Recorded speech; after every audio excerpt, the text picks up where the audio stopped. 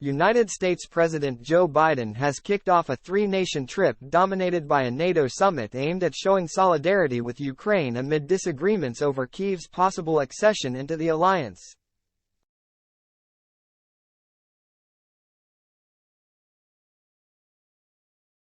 Biden arrived in the United Kingdom, a key U.S. ally, late on Sunday. The U.S. president will meet Prime Minister Rishi Sunak at 10 Downing Street.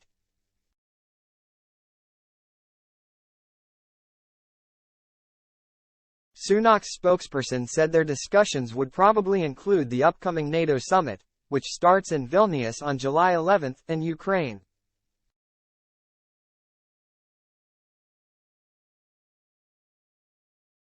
As we face new and unprecedented challenges to our physical and economic security, our alliances are more important than ever, Sunak said in a statement released by his office on Saturday.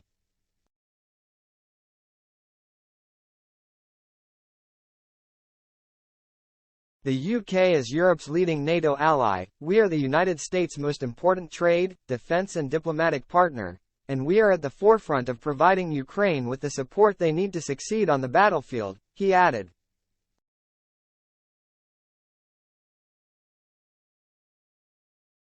Biden will also Britain's King Charles for the first time since his May coronation, the White House said, to hold talks focusing on climate change and the environment.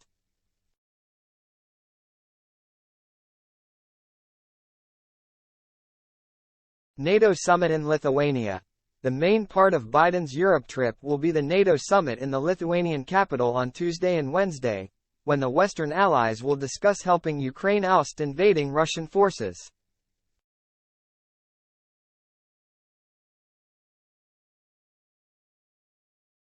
Biden is expected to use the summit to pressure Turkey into dropping opposition to Sweden's NATO membership bid, after Ankara accused Stockholm of being too lenient toward groups it regards as a security threat, including Kurdish armed groups and people associated with a 2016 coup attempt.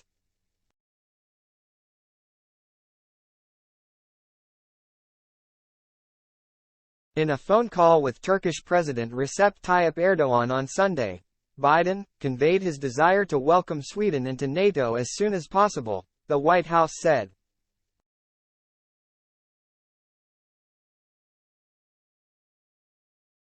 The two leaders expressed their shared commitment to continue supporting Ukraine, the statement added.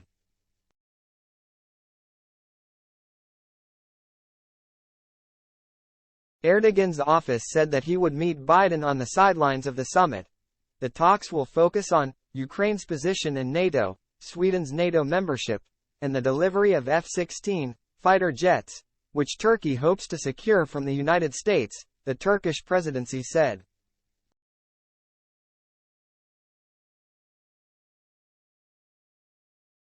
Prior to leaving the U.S., Biden said he would resist calls for promising Ukraine quick entry into the alliance, a move Erdogan expressed public support for on Saturday.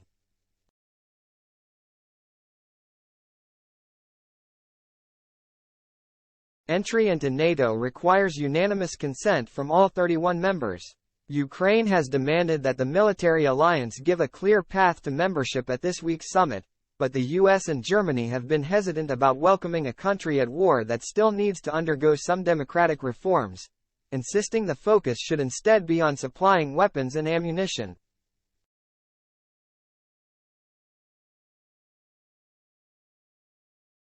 I don't think there is unanimity in NATO about whether or not to bring Ukraine into the NATO family now, at this moment, in the middle of a war, Biden said in a CNN interview previewing his trip.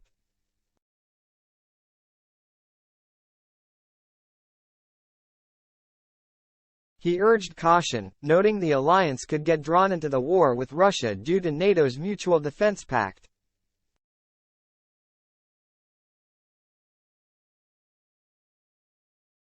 Secretary of State Antony Blinken and Ukraine's Foreign Minister Dmytro Kuleba said late on Sunday they had talked on the phone call about the summit and Kyiv's counteroffensive campaign.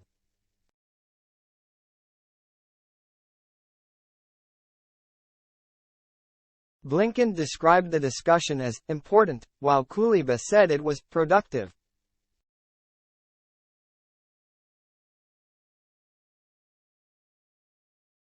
With 48 hours left, we are working to make its final decisions a win for all, Ukraine, NATO, and global security, he wrote on Twitter.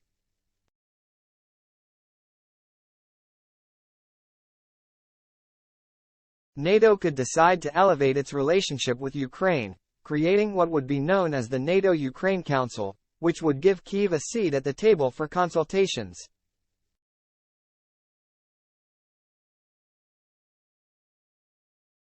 A centerpiece of Biden's visit to Lithuania will also be a speech at Vilnius University on Wednesday night, in which he will share his vision of a strong, confident America flanked by strong, confident allies and partners taking on the significant challenges of our time, from Russia's aggression in Ukraine to the climate crisis.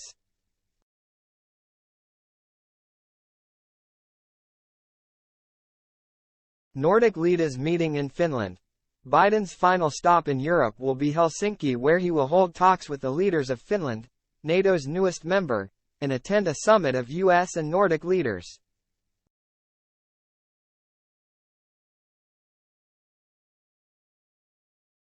He will be the first U.S. president to visit Helsinki since Donald Trump went 5 years ago to meet Russian President Vladimir Putin.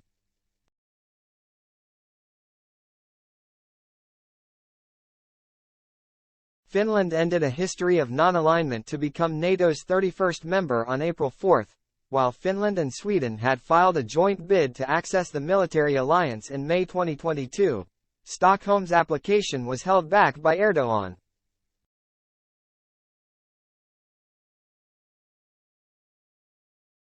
Sweden recently changed its anti-terrorism legislation and lifted an arms embargo on Turkey.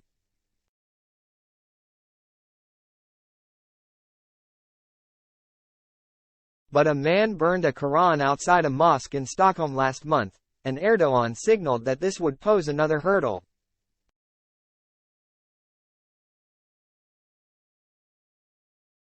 Turkey and the U.S. are also at an impasse over the sale of F-16 fighter jets.